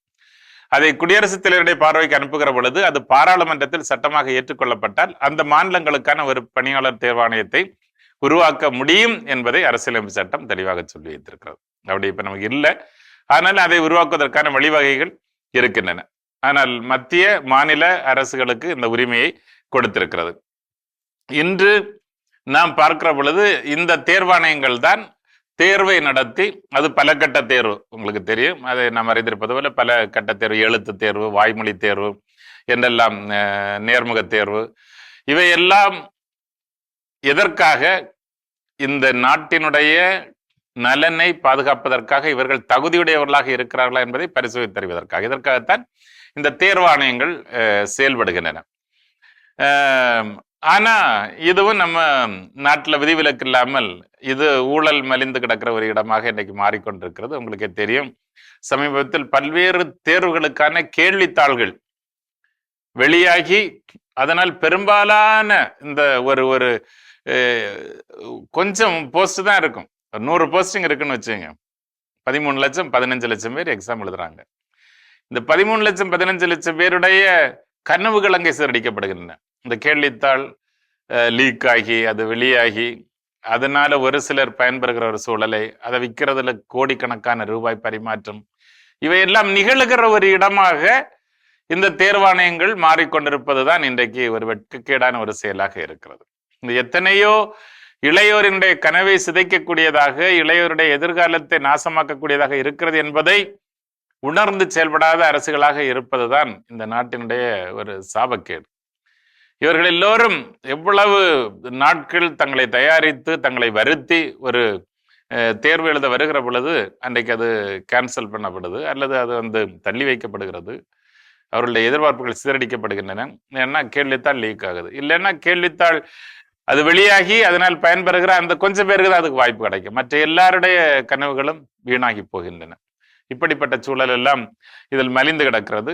இன்றைக்கு ஒரு சில இடங்களுக்காக பல லட்சக்கணக்கான பேர் தேர்வு எழுதுகிற ஒரு சூழல் இந்தியாவில் இருக்கிறது. அதையும் நாம் கருத்தில் கொள்ள வேண்டும். எனவே இப்படிப்பட்ட நேரத்தில் வேறு வேலை வாய்ப்புகளை உருவாக்குவதற்காக அரசுகள் முயற்சி எடுக்க வேண்டும். ஆனா அது நடைபெறவில்லை. மாறாக இருக்கிற அரசு நிறுவனங்கள் கூட இன்று தனியாருக்கு தாரை வார்க்கப்படுவது என்பது எதிர்காலத்தில் நம்முடைய இளையோருக்கு என்ன வாய்ப்புகள் எஞ்சி இருக்கும் என்பதை ஒரு பெரிய கேள்விக்குறியாக துவக்கி இருக்கிறது. அதிலும் அவங்க விற்றுக்கொண்டே இருக்கிறார்கள், ஒரு சிலர் வாங்கி கொண்டே இருக்கிறார்கள், ஆனால் நாம் தூங்கி கொண்டே இருக்கிறோம். அப்ப இதை எங்க போய் இதை பேலன்ஸ் பண்றதுன்னு தெரியல. எனவே கஷ்டப்பட்டு முந்தைய அரசுகளால் உருவாக்கப்பட்ட அரசு நிறுவனங்களும் இப்போது வருகிற அரசுகள் இன்னும் அதிகமான அரசு நிறுவனங்களை உருவாக்குகிற பொழுதுதான் நம்முடைய இளையோருக்கான எதிர்காலம் உறுதி செய்யப்படுகிறது, வேலை வாய்ப்புகள் உறுதி செய்யப்படுகிறது என்பதை நாம் மறந்து விட்டு உறங்கி கொண்டிருக்காமல் விழித்திருக்க வேண்டும் என்பதே இன்றைய நாளுக்கான அழைப்பாக இருக்கிறது. மட்டுமல்ல, இதிலும் அரசியல் அதிகம் விளையாடுகிற ஒரு இடமாக இன்றைக்கு மாறிக்கொண்டிருக்கிறது. இதையும் உரிய அமைப்புகள், நீதிமன்றங்கள் இவையெல்லாம் கணக்கில் எடுத்து மிகச் சிறப்பாக இந்த சமூகத்தை வழிநடத்தி செல்வதற்குரிய நல்ல தலைவர்களை, பக்குவமிக்க தலைவர்களை உருவாக்குகிற பொழுதுதான் இது ஓரளவு இந்த அரசு எந்திரம் சிறப்பாக செயல்படுவதற்கான ஒரு காரணியாக அமையக்கூடும். எனவே நம்முடைய பங்களிப்பும் ஒத்துழைப்பும் விழித்திருப்பும் முக்கியம் என்பதை தயவு செய்து உணர்ந்து கொள்ளுங்கள். உங்கள் அனைவருக்கும் இந்த நாளுக்கான இனிய வாழ்த்துக்களை அன்போடு தெரிவித்துக் கொள்கிறேன். நன்றி. அருமையான இந்தியராகிய நாம் பகுதி பார்த்துட்டோம். அதோட இன்னைக்கு நம்ம பேசிட்டு இருக்கிறோம் கடவுள் வணக்கம் நிகழ்ச்சியில். ஒவ்வொருத்தருடைய வாழ்க்கையிலும் நண்பர்கள் நட்பு ரொம்ப ரொம்ப முக்கியம். அது ஏன் அப்படின்னு சொல்லி அதில் அடுத்ததான் என்ன சொல்றாங்க? அடுத்தது சொல்கிறாங்கன்னா, நம்மளுடைய நண்பர்கள் பார்த்திங்கன்னா நம்ம என்ன சீக்ரெட் சொன்னாலும் நம்ம அதை பாதுகாக்கக்கூடிய ஒரு பொக்கிஷமாக நமக்கு இருப்பாங்க. ஸோ அதனால் வந்து நண்பர்கள் நமக்கு தேவை. நமக்கு மனசில் என்னெல்லாம் இருக்கோ அதை நமக்கு ஷேர் பண்ணுறோம் பார்த்தீங்களா, இவங்க கிட்ட சொன்னால் இது வெளியில் போகாது, பாதுகாப்பாக வச்சுப்பாங்க அப்படின்ற ஒரு நம்பிக்கையை கொடுக்கக்கூடியவர்களாக அந்த நண்பர்கள் இருப்பாங்க. கண்டிப்பாக அதான் சொல்லுவாங்க, ஒருத்தன்ட்ட சண்டை போட்டு அந்த சண்டைக்கு அப்புறம் ஒரு முறிவுக்கு பிறகும் நம்முடைய ரகசியங்கள் பாதுகாக்கப்படுமாயின் நாம இழந்து போனது ஒரு உன்னதமான ஒரு நண்பனை அப்படின்னு சொல்லி. ஏன்னா நம்ம ஃப்ரெண்ட்ஸுக்கு தான் நம்மளை பற்றின எல்லா சீக்ரெட்டும் தெரியும். இன்னைக்கு என்னை பற்றி தெரிஞ்சுக்கணும் அப்படின்னா எங்கள் அப்பா அம்மாட்டையோ இல்லை என்னுடைய மனைவி கிட்டையோ இல்லை மற்ற சொந்தக்காரங்கிட்ட கேட்கறத காட்டிலும் ஃப்ரெண்ட்ஸ் கிட்ட கேட்டிங்கன்னா தான் நம்ம யாருங்கிறது கரெக்டாக என்ன பண்ணுவோம் தெரிய வரும். ஆனால் அப்படி இருக்கக்கூடிய சூழலில் என்ன விஷயம் அதான் சொல்லுவாங்க, ஒரு கதை ஒன்று நகைச்சுவை ஒன்று சொல்லுவாங்க. ஒரு பையன் வீட்டுக்கு காலையில் லேட்டாக வந்தானே அவங்க அப்பா கேட்டிருக்காரு, எங்கடா போயிட்டு வந்தா, நைட் எங்கடா ஊர் சுற்றிடும், இல்லை இந்த மாதிரி ஃப்ரெண்டு வீட்டில் குரூப் ஸ்டடி அப்படின்னு. அவங்க 10 ஃப்ரெண்ட்ஸுக்கும் ஃபோன் பண்ணாராம். அதில் 6 பேர் சொன்னாங்களாம், ஆமாம் நைட்டு இங்கே தான் இருந்தான், எங்கள் வீட்டில் தான் தங்கினான் நானா. மீதி 4 பேருக்கு சொன்னாங்களாம், அங்கிள் இங்கே தான் இருக்கிறான், பேசுறீங்களா, தூங்கிட்டு இருக்கலாம், எழுப்புவான்னு கேட்டாங்களாம். ஸோ அதை ஸ்கிரிப்டே நமக்கு வேணாம். நம்ம என்ன தப்பு செஞ்சாலும் ஃப்ரெண்ட்ஸோட இருக்கிறப்போ அதுதான் அந்த வேவ்லென்த். ஏதோ ஒரு தப்பு பண்ணிட்டு ஏதோ ஒரு சம்திங் உங்களுக்கு பாதுகாக்கணும், காப்பாற்றணும், நம்ம ரகசியத்தை காப்பாற்றணும் அப்படின்னு பார்த்தீங்கன்னா நம்ம அவங்ககிட்ட சொல்லியே கொடுக்க வேண்டாம். அந்த இடத்த குறிப்பாக உணர்ந்து அவங்களாவே என்ன பண்ணிக்குவாங்க, மானே தேனே பொன்மானை போட்டு அதை என்ன பண்ணுவாங்க, ரகசியத்தை பாதுகாப்பாக வைத்திருப்பார்கள். அப்போ நம்ம வரலாறு என்ன அப்படிங்கிறது நம்ம நண்பர்களுக்கு நன்றாக தெரியும். அதை காப்பது யார் அப்படின்னு பார்த்தீங்கன்னா அதுவும் நம்முடைய நண்பர்கள் தான். ஒரு சிறப்பு இன்னும் வேற விஷயம் இருக்குங்கிறத தொடர்ந்து பேசுவோம்.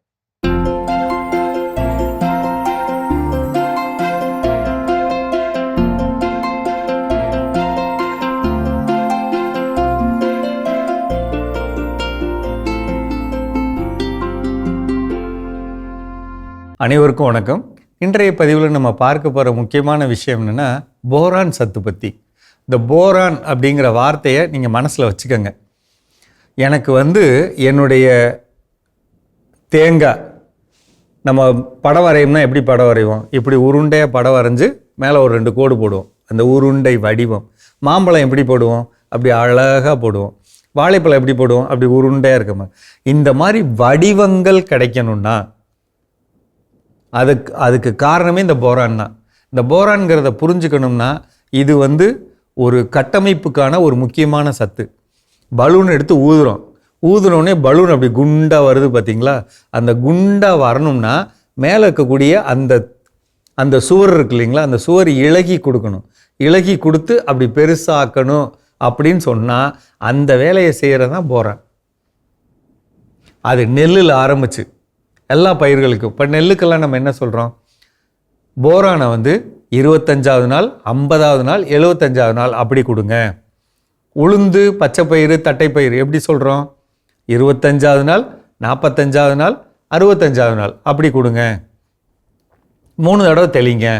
இப்போ எனக்கு இந்த போரான் எங்கெங்கே கிடைக்கும் அப்படின்னு உங்கள் மனசில் ஓடும். ரொம்ப அலைய வேண்டியது இல்லைங்க. ஒவ்வொரு வரப்புலையும் அல்லது ஒரு களை செடியாக இந்த காலத்தில் இன்னும் நல்லாவே கிடைக்கும், எல்லா பதிலும் இருக்கும். எருக்கு இலை, எருக்கு செடி, எருக்கஞ்செடி, வெள்ளை எருக்கு இருக்குது, சிவப்பு எருக்கு, எந்த எருக்கு வேணாலும் எடுத்துங்க. 200 லிட்டர் ட்ரம்மு, 180 லிட்டர் தண்ணீர். அதில் ஒரு 30 குச்சியை உடைங்க, கையில் கேரி பேக் மாட்டிக்கங்க. 30 குச்சியை உடைங்க, பாதி குச்சியை உடைங்க. உடைச்சா பால் வரணும், உடைச்சிருங்க. அதை குட்டி குட்டியாக உடைங்க, இலை பூ தண்டு காய்னு வெட்டி அதை அப்படியே தூக்கி ட்ரம்முக்குள்ளே போடுங்க. 7 நாள் ஊற வைங்க. கொஞ்சம் வாடை வரும், பொறுத்துக்கங்க சரிங்களா, கொஞ்சம் கேவலமான வாடை வரும், பொறுத்துக்கங்க. 7 நாள் கழித்து மேலே மிதக்கிற அந்த செடியெல்லாம் அள்ளி கீழே போட்டுருங்க. இதில் இன்னும் கொஞ்சம் 20 லிட்டர் தண்ணி ஊற்றிருங்க. அப்போ 200 லிட்டர் கிடச்சிச்சா. இந்த 200 லிட்டரை தரையில் 1 ஏக்கருக்கு அப்படியே ஊற்றலாம், அல்லது இதை அப்படியே தூக்கி டேங்கில் ஊற்றி பயிர்களில் ஸ்ப்ரே பண்ணலாம். இப்போ 1 ஏக்கர் நிலத்தில் 70 தென்னை மரம், நம்மகிட்ட 200 லிட்டருக்கு உத்தேசமாக 3 லிட்டர் ஒரு மரத்துக்கு 3 லிட்டர் ஊற்றி விடலாம். இப்போ கொய்யா வச்சுருக்கோம், எலுமிச்சை வச்சுருக்கோம், திராட்சை வச்சுருக்கோம், இது மாதிரி பழ வகை மரங்கள் பிரித்து ஊற்றி விடுங்க. பூ பயிர் வச்சுருக்கேன், தரையில் ஊற்றுங்க, தெளிங்க. இந்த பொருளை பொறுத்தவரையில் தரையிலையும் கொடுக்கலாம், தெளிக்கவும் செய்யலாம். ஓகேங்களா? அப்படி கொடுக்குறப்ப இதோட எஃபெக்ட் வந்து ரொம்ப சூப்பராக இருக்குங்க. நீங்கள் செஞ்சு பாருங்கள். எனக்கு தெரிஞ்சு கன்னியாகுமரியில், தென்காசியில் இருக்க நம்மளுடைய மாதா டிவி நேயர்கள்லாம் பார்த்திங்கன்னா ஒரு 2 பேர் கொஞ்சம் கடைபிடிச்சாங்க.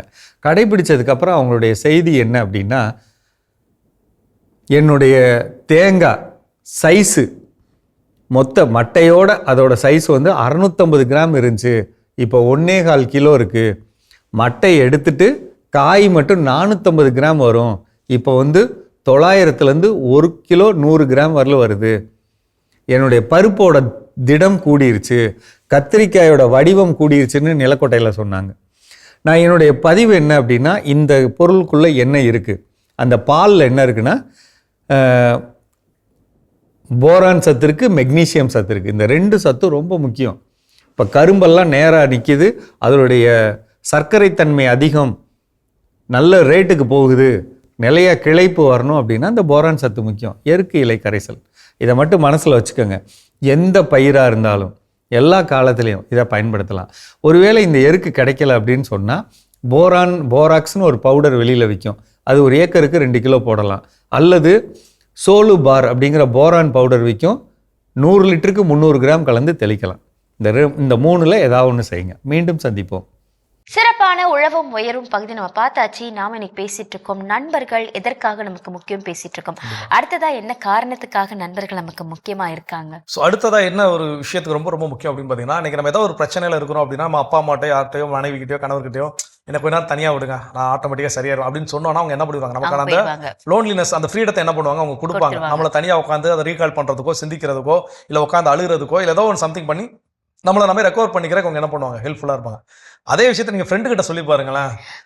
அம்மா வாடா நம்ம போயிட்டு வரலாம், வெளில போயிட்டு வரலாம் மச்சான், எனக்கு 10 நிமிஷம் எனக்கு தனியாக விடுறான்னு எந்த ஃப்ரெண்ட்டையா சொல்லி ஏதாவது ஒரு ஃப்ரெண்ட் அவங்களை விட்டுட்டான்னு தனியா விட மாட்டாங்க. விட மாட்டாங்க. என்ன சில நேரம் லவ் பிரேக்கப்ல இருக்கக்கூடிய நண்பர்கள்லாம் பார்க்குறப்போ, மச்சான் எனக்கு தனியாக விடு அப்படிமாங்க. ஒன்றும் பிரச்சனை இல்லை, நீ அந்த பக்கம் திரும்பி நான் இந்த பக்கம் திரும்பி இருக்கிறேன் அப்படிமாங்க. ஸோ அப்படி அந்த தனிமையில விடக்கூடிய ஒரு விஷயம் நண்பர்கள் கிட்ட கிடையவே இருக்காது. ஸோ அதான் சொல்லுவாங்க, எந்த காயத்திற்கும் நண்பன் என்ன பண்ணுவானா ஒரு சிறந்த மருந்தாக இருப்பான். ஆனால் நண்பன் ஏற்படுத்திய காயத்திற்கு மட்டும் மருந்து கிடையவே கிடையாது. ஆனால் அப்படிப்பட்ட ஒரு காயத்தை நண்பன் எளிதில் கொடுப்பானான்னு கேட்டால் அதுவும் கிடையவே கிடையாது. ஸோ அப்போ அந்த வகையில் என் வாழ்க்கையில் எந்த நிலையிலுமே நாம் தனிமையை உணர விடாமல் செய்வது யார் அப்படின்னு பாத்தீங்கன்னா நண்பர்கள் தான். கண்டிப்பா தொடர்ந்து பேசலாம். இப்ப அடுத்த பகுதியை பார்க்கலாம்.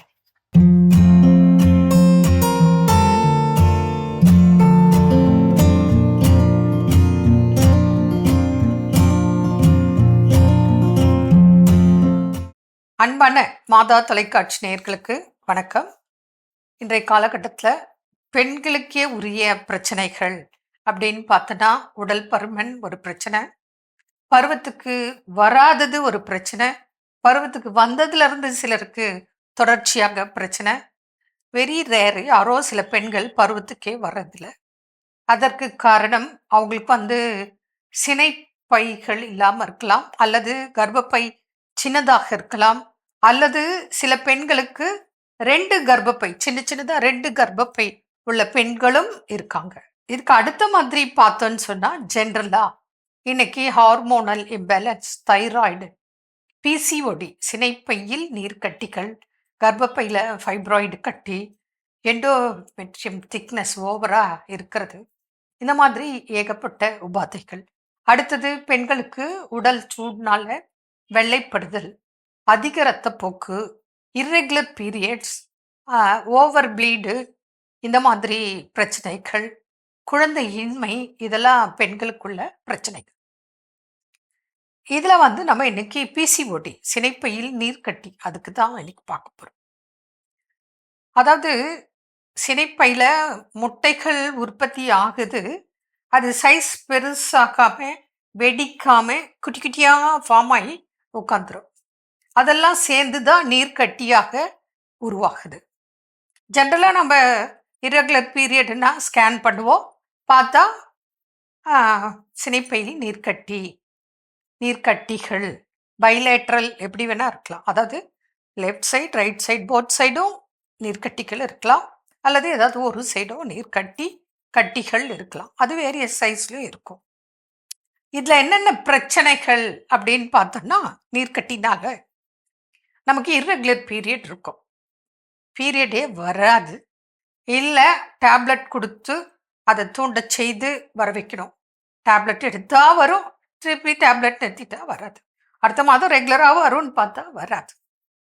இதே நீர்க்கட்டினால உபாதைகள் எப்படி இருக்குன்னா, ஒரு 3 months once, 2 months once, 6 months once அவங்களுக்கு பீரியடு வரலாம். இல்லை 1 yearக்கு ஒன்ஸ் வரலாம். இல்லை 2-3 years கூட வராமல் இருக்கலாம். இது ஒரு டைப்பு. இன்னொரு டைப்பு ஸ்பாட்டிங் மாதிரி, டெய்லி கொஞ்சம் தீட்டு ரத்தம் பட்டுட்டே இருக்கும் டெய்லி. அப்போ எவ்வளோ இரிட்டேட்டாக இருக்கும்னு நீங்கள் யோசனை பண்ணி பாருங்க. இது ஒரு டைப்பு பாதிப்பு. இன்னொரு டைப் பீரியட் வராது, வந்தால் ஓவர் ப்ளீட் ஆகிட்டே இருக்கும். இந்த சினைப்பையில் உள்ள நீர்க்கட்டியை சரி பண்ணால் மாத்திரம் தான் சரியாக வரும். இது பிஃபோர் மேரேஜ் உள்ள பெண்களுக்கு. இதே சினைப்பையில் நீர்க்கட்டி உள்ள மேரேஜ் ஆன பெண்களுக்கு பார்த்தீங்கன்னா இதனால கன்சீவ் ஆகாது, கருத்தரிக்க வாய்ப்பு மிக மிக மிக மிக குறைவு. இது சரியானதான் சரி. ஏன்னா சினை முட்டை உற்பத்தி ஆகணும், கவுண்ட்ஸ் இருக்கணும், சைஸ் இருக்கணும், வெடிக்கணும். அப்பத்தான் உங்களுக்கு குழந்தை பேர் கிடைக்க வாய்ப்பு. இது உற்பத்தி கம்மி, வெடிக்காது, அப்புறம் எப்படி கன்சீவ் ஆகும்? அதனால தான் பிசிஓடினால குழந்தையின்மைக்கு ஒரு முக்கிய பிரச்சனையாக இன்னைக்கு பெண்கள் இருக்காங்க. இதில் இந்த இர்ரெகுலர்னால பீரியட்ல பெண்களுக்கு அநேக பேருக்கு, யாரோ ஒரு சிலருக்கு தான் வெயிட் போடாது, ஒரு 99% பெண்களுக்கு வெயிட் போட்டுரும், ஒபிசிட்டி ஆகிடும். அப்போது தைராய்டு, ஒபிசிட்டி, அப்புறம் சினைப்பையில் நீர்க்கட்டி, இப்படி கஷ்டப்படுவாங்க. இதற்கும் சர்ஜரி பண்ணாலும் திரும்ப வரும் இந்த நீர்க்கட்டி, வராதுன்னு கேரண்டியே கிடையாது. அதனால் நான் என்ன சொல்கிறேன், உங்களுக்கு 99% அறுவை சிகிச்சை இல்லாமல் பிசிஓடி சரியாகிறதுக்கு வழிமுறைகள் நிறைய இருக்குது. அதைத்தான் நாங்கள் பேஷண்ட்டுக்கு கொடுத்துட்ருக்கோம். நல்லாட்டவங்க இருக்காங்க, அதுக்கப்புறம் கல்யாணம் ஆகி அதுக்கப்புறம் கன்சீவ் ஆகி குழந்தை பிறந்தவங்கெல்லாம் இருக்காங்க, நிறைய பேஷண்ட் இருக்காங்க. அதனால் எடுத்த உடனே நமக்கு இது சர்ஜரி தான், சர்ஜரி பண்ணி அடுத்த மாதமே பிசிஓடி வந்தவங்கெல்லாம் இருக்காங்க. அதனால் அறுவை சிகிச்சை தான் தீர்வு கிடையாது. ஆயுர்வேத மருந்துகள், உடற்பயிற்சி, முதல்ல அவசர ஆத்திரம், கோபம், டென்ஷன் இருக்கக்கூடாது. முறையான உடற்பயிற்சி, முறையான உணவு, இதெல்லாம் எடுக்கும்போது ட்ரீட்மெண்ட்டில் நிச்சயமாக உங்களுக்கு இந்த பிசிஓடி சரியாகிறதுக்கு வாய்ப்புகள் உங்கள் கையிலே இருக்குது. என்ன நேர்களே, மீண்டும் நாளை சந்திப்போமா? நன்றி. அன்னை மரியே வாழ்க. அருமையான நம்ம ஒரு வைத்தியம் பகுதி பார்த்துட்டோம். நிகழ்ச்சியோட நிறைவுக்கும் வந்தாச்சு. அதோட இன்னைக்கு நம்ம பேசிட்டு இருக்கிறோம், ஒவ்வொரு மனிதரின் வாழ்க்கையிலும் நட்பு, நண்பர்கள் ரொம்ப ரொம்ப முக்கியம். ஏன் அப்படின்னு சொல்லி அதில் ஃபைனலாக என்ன சொல்கிறாங்க? ஃபைனலாக என்ன சொல்கிறாங்களா, நம்ம ஒரு குடும்பத்தை தேர்ந்தெடுக்க முடியாது, இல்லை என்ன சொல்கிறது, அப்பா அம்மாவை தேர்ந்தெடுக்க முடியாது. இந்த மாதிரி தேர்ந்தெடுக்க முடியாத ஒரு விஷயங்களில் நாம் யாரை தேர்ந்தெடுக்கலாம்னா நண்பர்களை நம்ம தேர்ந்தெடுக்கலாம். நம்ம எப்படிப்பட்ட நண்பர்களை தேர்ந்தெடுக்கிறோம் அப்படின்றது ரொம்ப ரொம்ப முக்கியம். ஸோ அப்படிப்பட்ட நண்பர்களை நாம் தேர்ந்தெடுக்கும் பொழுது நம்மளுடைய ஃபியூச்சர், நம்மளுடைய எல்லாமே சோகம், சந்தோஷம் எல்லாமே நல்லதாக நமக்கு அமையும். கண்டிப்பா. அதாவது நண்பர்களை எப்படி எளிதில் சொல்லலாம்னா, இவர்களெல்லாம் தேர்ந்தெடுக்கப்பட்ட ஒரு குடும்பம். கண்டிப்பா நாம தேர்ந்தெடுத்த நம்முடைய குடும்பம்.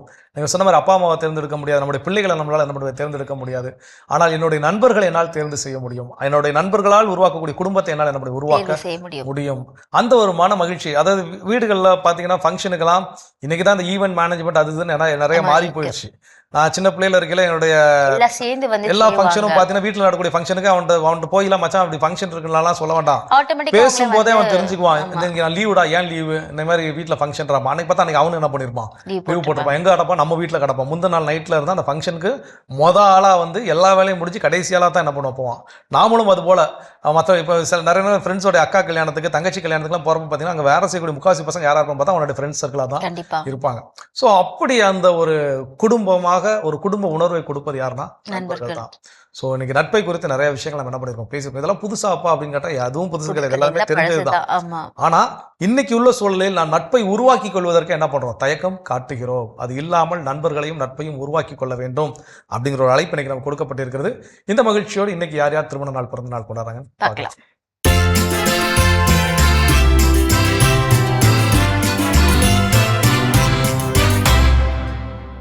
Happy birthday.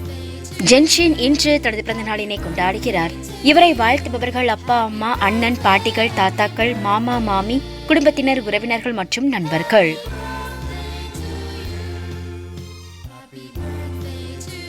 பெட்ரினா ஜெர்லின் இன்று தனது பிறந்த நாளினை கொண்டாடுகிறார்.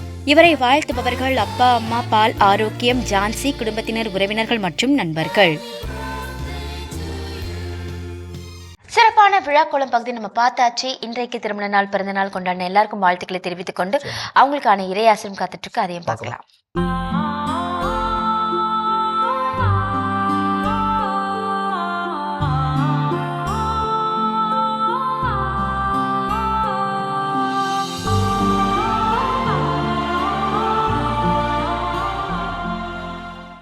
மாதா தொலைக்காட்சி நண்பர்களே, உங்கள் அனைவருக்கும் வாழ்த்துக்கள். இதோ ஏசாயா 43ஆம் அதிகாரம் முதல் வசனத்தின் வழியாக இன்று ஆண்டவர் நம்மோடு பேசுகின்றார். அஞ்சாதே, நான் உன்னை மீட்டு கொண்டேன், உன் பெயரை சொல்லி உன்னை அழைத்தேன், நீ எனக்கு உரியவன். பார்த்தீர்களா, எவ்வளவு அழகான வார்த்தைகள், பொருள் பொதிந்த வார்த்தைகள். ஆண்டவர் நமக்கு சொல்லுகிறார், அஞ்சாதே. எதற்குமே நாம் அஞ்ச வேண்டியதில்லை. காரணம், ஆண்டவர் நம்மோடு இருக்கிறார். நான் உன்னை பெயர் சொல்லி அழைத்திருக்கிறேன், எனவே நீ எனக்கு உரியவன். ஒரு குழந்தை தன் தாய்க்கு உரியவர் என்பதை உணரும்போது அந்த குழந்தைக்கு எந்த பயமும் கிடையாது. அது நிம்மதியாக சுற்றித் திரியும், விளையாடும். அதே போலதான் நான் ஆண்டவருக்கு உரியவன் என்ற அந்த உணர்வு நம்மிடத்திலே இருக்கும்போது நாம் எந்த அச்சமுமின்றி, கவலைகள் இன்றி, சோர்வுகள் இன்றி நம் அன்றாட வாழ்வின் பணிகளை செய்யும்போது ஆண்டவர் சொன்ன வார்த்தையை நிறைவேற்றுவார். இதோ நான் உன்னோடு இருக்கிறேன், நீ அஞ்சாதே, உனக்கு நான் ஆற்றல் தருவேன் என்று. அந்த ஆண்டவரின் ஆற்றலை இறுக பற்றி கொண்டு இன்று நாம் செய்கின்ற ஒவ்வொரு வேலையிலும் அவர் துணை நமக்கு உண்டு என்ற அந்த எதிர்நோக்கோடு புறப்படுவோம். இந்த நாளை தொடங்குவோம். எல்லாம் வல்ல இறைவன், தந்தை, மகன், தூய ஆவியார் உங்கள் அனைவருக்கும் ஆசி வழங்குவாராக. ஆமேன். மிகச்சிறப்பு. நம்ம அன்பு ஆயரோட இறையாசர் நம்ம அனைவருக்கும் நிறைவாக கிடைச்சிருக்குது. ஸோ இந்த மகிழ்ச்சியோடு இன்றைய நாளில் கற்றுக்கொண்ட மிகச் சிறப்பான பாடம் என்ன அப்படின்னா, நட்பை குறித்த முக்கியத்துவம். ஒவ்வொருத்தருக்கும் வாழ்க்கையில நண்பர்கள் ரொம்ப ரொம்ப முக்கியம். ஒரு நண்பன் கூட இல்லை எனக்கு அப்படின்னு சொல்லக்கூடிய யாரையும் நம்மளால நம்முடைய காட்டவே முடியாது. அந்த வகையில் நட்பு நம்முடைய வாழ்வில் இரண்டரை கலந்து விட்ட ஒன்று. ஆனா இன்னைக்கு இருக்கக்கூடிய கால சூழல்ல அந்த நட்பிற்கான முக்கியத்துவம், நட்பிற்காக கொடுக்கப்படக்கூடிய நேரம் அப்படின்னு எல்லாமே என்ன ஆகுதுன்னா குறைஞ்சிக்கிட்டே வருது. அப்போ அதை குறைய விடாமல் நம்முடைய மனநலம், உடல் நலம் எவ்வளவு முக்கியமோ அது போல மனநலம் ரொம்ப ரொம்ப முக்கியம். உடல் நலம் சரியில்லை அப்படின்னா நம்ம மருத்துவர்கிட்ட சென்று அவர் என்ன பண்ணிடுவார், சரி செய்துருவார். ஆனால் மனநலத்தை மருத்துவர்கிட்ட போய் கூட என்ன பண்ண முடியாது, சரி செய்ய முடியாது. அதை நண்பர்களிடம் கொண்டு போனோம்னா எளிதில் சரி செய்து கொள்ள முடியும். அப்படிப்பட்ட நட்பை மீண்டும் உயிர்ப்போடு வைத்திருக்க கடவுள் நமக்கு அழைப்பு கொடுத்திருக்கிறார். கடவுளின் அழைப்பை ஏற்று வாழ்வோம். கடவுளுக்கு மீண்டும் நன்றி சொல்லி இன்னைக்கு நம்ம நிகழ்ச்சியை நிறைவு செஞ்சதுனால இனிதே தொடங்கலாம். அன்பானவர்களே, நண்பர்களை நேசிப்போம், நட்பை சுவாசிப்போம், மகிழ்ந்திருப்போம் என்ற இந்த சிந்தனையோடு இன்றைய கடவுள் வணக்கம் நிகழ்ச்சியை நாங்கள் நிறைவு செய்கிறோம். இந்த நாள் இனிய நாளாக அமைய மாதா தொலைக்காட்சியின் வாழ்த்துக்களும் ஜெபங்களும். மீண்டும் உங்களை கடவுள் வணக்கம் நிகழ்ச்சியில் சந்திக்கும் வரை உங்களிடமிருந்து விடைபெறுகின்றோம். இயேசுவுக்கே புகழ், மரியே வாழ்க. நீ ஆர்ட்ஸ் தானடா படிச்ச, எப்படி ஐடில வேலை பார்க்குற? எந்த டிகிரினாலும் பரவாயில்லண்ணா. சென்னையில் இருக்க எஸ்எல்ஏ ஐடி ட்ரைனிங் இன்ஸ்டியூட் தான் நான் ட்ரைனிங் எடுத்தேன். மாதம் 30,000 சம்பாதிக்கிறேன். சூப்பர்டா. For IT training and placement, contact 8870767784.